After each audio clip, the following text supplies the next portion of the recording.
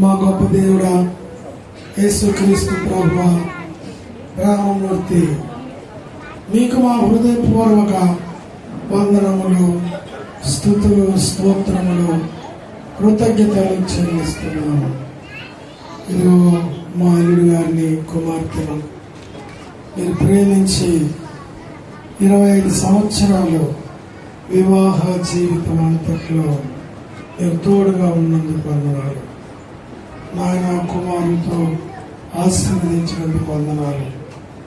ఈ 25 సంవత్సరాలు మీరు చేసిన మేలు, ఉపకారాలన్నింటిని బట్టి మేము స్తుతిస్తున్నాం.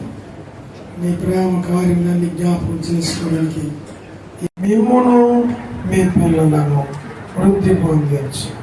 రానున్న దినాలు ఆ విధముగా అభివృద్ధి చేసి ఇంకా నీ మహిమార్థమని జీవించినట్లు మీరు దీవించమని, కూడి వచ్చిన ప్రియులందరూ కూడా మీరు దీవించమని ప్రభు అయిన యేసుక్రీస్తు నామమున ప్రార్థన చేయుచున్నాము తండ్రి.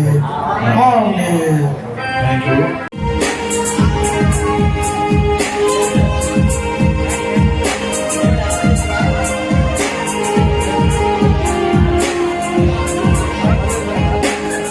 చేతుల మీదుగా అక్కడికి ఫోటో గిఫ్ట్ వస్తుంది. ఫోటో ఒకసారి చూడండి, అందరికి ఒకసారి పైకి ఎత్తండి అన్న, పైకి.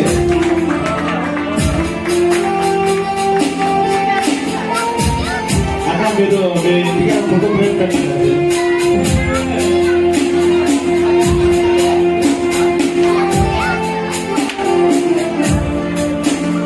ఓకే, ఈ సమయంలో మీకు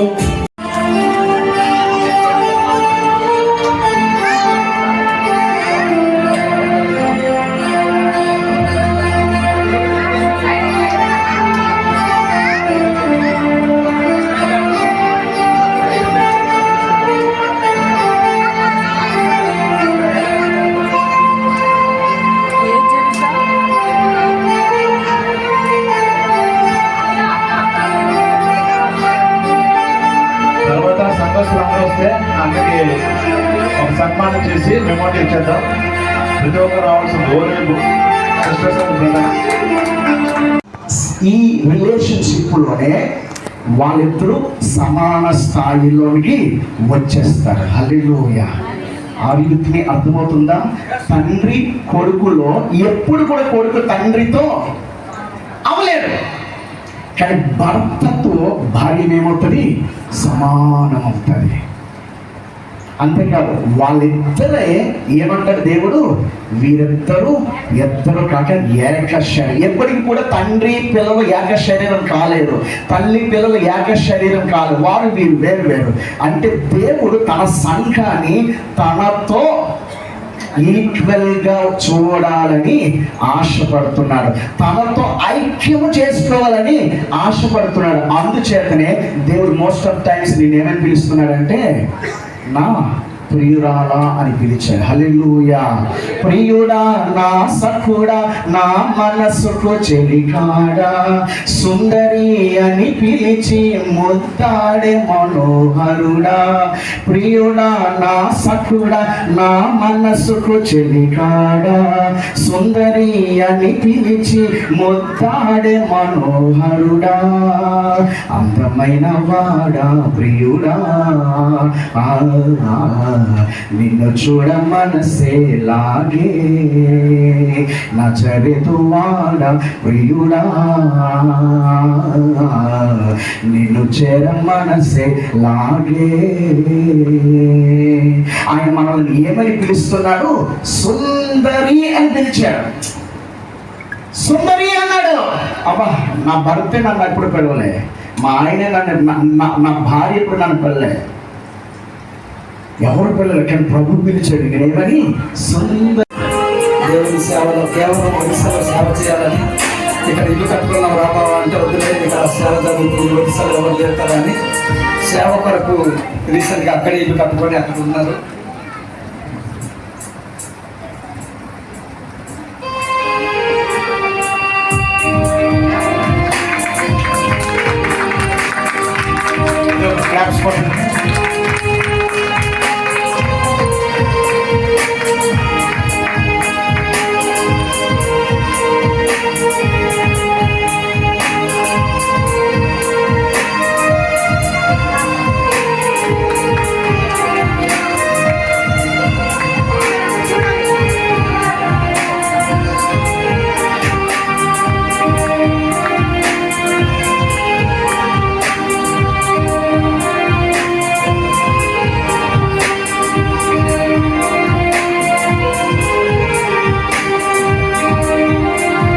ఫోటోస్ తీసిరా.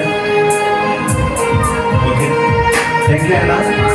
చక్కగా ప్రాయాలు పరిగెత్తిన చెరగని అనుబంధమే ప్రియవందనం అభివందనం నీ ప్రేమయాత్రకు శతకోటి వందనం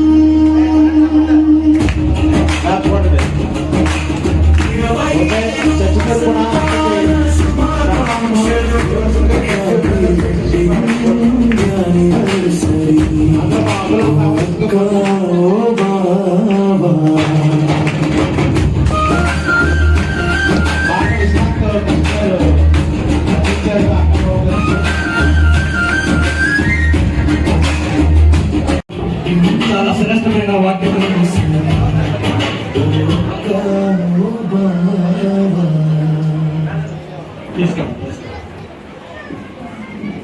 అమ్మా శాంతి,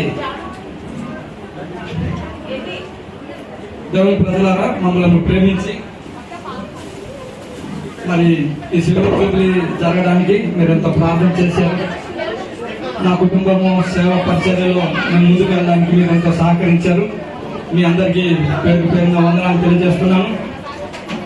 ఈ పరిచర్య జరగడానికి పరిచర్య చేసిన పరిచారకులు పేరు పేరున ప్రతి ఒక్క కుటుంబానికి మరి వందనాలు తెలియజేస్తున్నాను. మరి మెమరబుల్ మరి మంచి పాట నా గురించి రాసిన తమ్ముడు స్టీఫెన్ ఫ్యామిలీకి మంచి వీడియో చేశారు. మరి ఆ ఫ్యామిలీ అందరికీ మరి వందనాలు తెలియజేస్తున్నాను. సంఘంలో ప్రభుని ప్రేమించే బిడ్డలుగా మీరు మారారు. అందును బట్టి మిమ్మల్ని బట్టి దేవుని స్తుతిస్తున్నాను. దేవునికి భక్తి చేసే బిడ్డలు సంఘంలో ఎక్కువ మంది ఉండడం చాలా సంతోషం. మీ అందరికి వందనాలు తెలియజేస్తూ మరి చక్కని నడిపింపు మరి జయప్రసాద్ అన్నకు కూడా వందనాలు తెలియజేస్తున్నాను. మంచి వాక్యం విన్నాం, మంచి ఆహారం మీ కొరకు సిద్ధపరచబడింది. మీరందరూ భోజనానికి సిద్ధపడాలని ప్రభు పేట కోరుచున్నాను. చివరి ఆశీర్వాదం మరి పొంచి ఉన్న శత్రువు దాడి చేసే ప్రభు యేసు కృప కవచమై కుటుంబాన్ని కాపాడే నిలిచిన విశ్వాసంతో ముందుకు నడిచే ఫోటో చూడండి.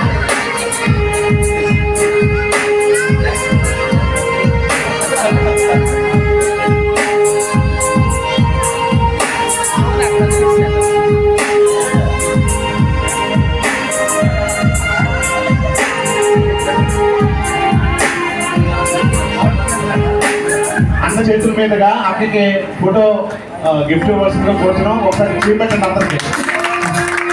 ఒకసారి పైకి ఎత్తండి అన్న, పైకి.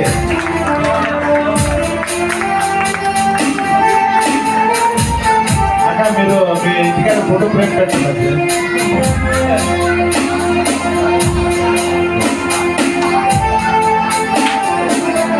పాప రాత్రంగా పవన్ పిల్లలతో సహా పిల్లలు కూడా రూపస్ ఐశ్వర్య కూడా రావాల్సిందిగా కోరుతున్నాం. రూపస్ ఐశ్వర్య లేడీస్ కూడా దానికి సంబంధించండి. వివాహమైన తొలినాళ్ళలో ఫోటో తీయమ్మా. వసతులే లేని ఆ ఇంటిలో థ్యాంక్ యూ స్టీఫెన్, మీరు ఎంతగానో కష్టపడ్డారు. అందుబట్టి ప్రత్యేకమైన అన్న కూడా దండలతో సన్మానించారు మిమ్మల్ని. ఓకే, థ్యాంక్ యూ స్టీఫెన్ రాజీ, వాళ్ళ ఫ్యామిలీకి ఇంకా ప్రత్యేకమైన ధన్యవాదాలు. అన్నతో ఫోటో దిగిన వాళ్ళు తర్వాత లాస్ట్ దిగాలి. అన్నకు బ్లెస్సింగ్ ఇస్తాం.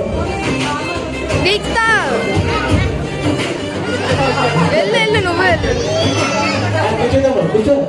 సన్మానం అమ్మ, కూర్చోండి. ఫోటో తీయకుండా